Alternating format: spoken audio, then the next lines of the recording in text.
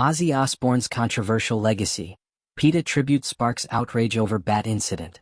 Amid the outpouring of tributes following the death of rock legend Ozzy Osbourne at the age of 76, few could have predicted that one of the most controversial would come from PETA, the animal rights organization notorious for its fierce criticism of celebrities.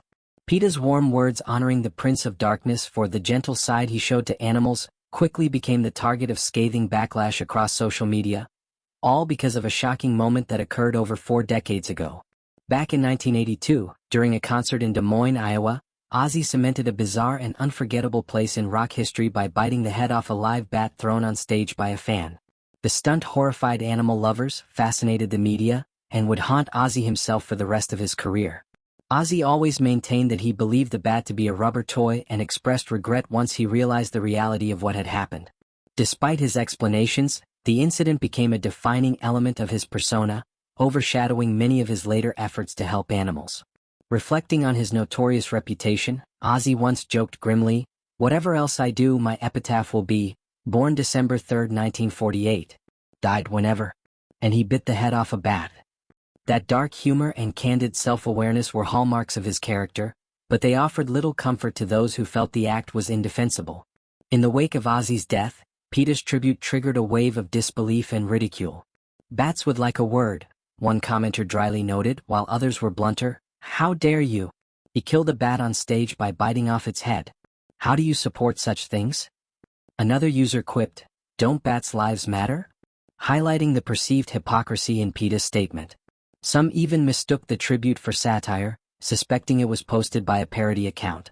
"I honestly thought this was a satire account posting this," one person confessed, and another added, "I had to check this wasn't The Onion twice." The backlash mixed genuine outrage with humor, memes, and biting sarcasm.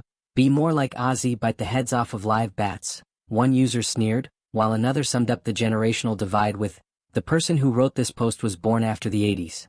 Despite the uproar, PETA's statement focused entirely on Ozzy's later activism rather than the infamous bat incident.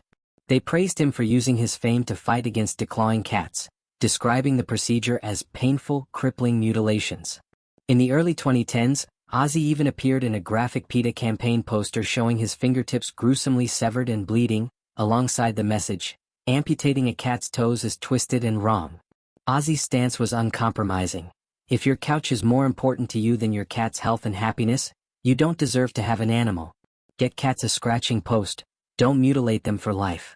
His wife Sharon also contributed to animal welfare causes, donating her fur coats to PETA and appearing in anti-fur videos.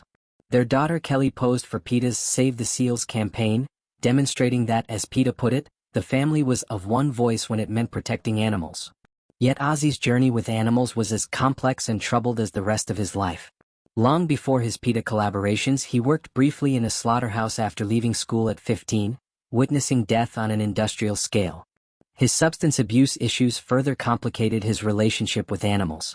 In the early 1980s, during what he later called a drug-fueled breakdown, Ozzy admitted to killing all 17 of the family's cats in a shocking act of violence.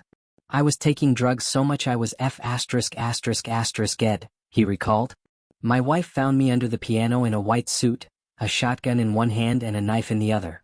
That horrific episode stands in stark contrast to the image of an older Ozzy campaigning for animal rights, suggesting a dramatic transformation shaped by years of reflection, regret, and personal growth.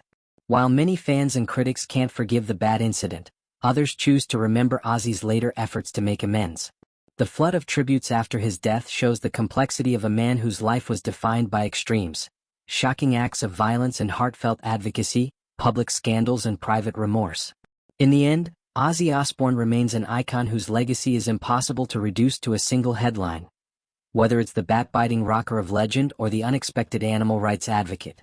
And as PETA's controversial tribute shows, even in death, Ozzy's story is as divisive, fascinating, and unforgettable